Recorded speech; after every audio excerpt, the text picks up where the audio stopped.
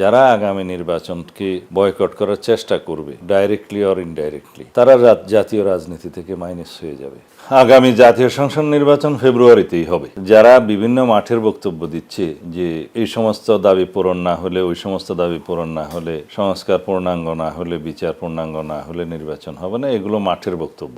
এখন প্রশ্ন আসলো, কারা নির্বাচনকে বিলম্বিত করতে চায় অথবা বিলম্ব হোক বা অনিশ্চিত হোক সেই পরিবেশ সৃষ্টি করতে চায়, অথবা নির্বাচন না হোক সেটা চায়। সেটা জাতির সামনে তাদের মুখোশ উন্মোচিত হয়েছে, এটা বলা যায়। আমি নির্বাচন নিয়ে কোনো সংশয় সংখ্যা দেখি না। যারা আগামী নির্বাচনকে বয়কট করার চেষ্টা করবে ডাইরেক্টলি অর ইনডাইরেক্টলি, তারা জাতীয় রাজনীতি থেকে মাইনাস হয়ে যাবে। বাংলাদেশের মানুষ দীর্ঘ 16-17 বছর সংগ্রাম করেছে, রক্ত দিয়েছে, জীবন দিয়েছে তাদের অধিকার ফিরে পাওয়ার জন্য। তার মধ্যে 1 নম্বরের অধিকার ছিল তারা যাতে ভোটের অধিকারটা ফিরে পায়। এখন যেহেতু সেই পরিবেশ নিশ্চিত হয়েছে, এখন সেই ভোটের অধিকার প্রয়োগের ক্ষেত্রে যে সমস্ত রাজনৈতিক দল নিরুৎসাহিত করবে জনগণকে, তাদেরকে জনগণ প্রত্যাখ্যান করবে, এই বিষয়ে আমি নিশ্চিত।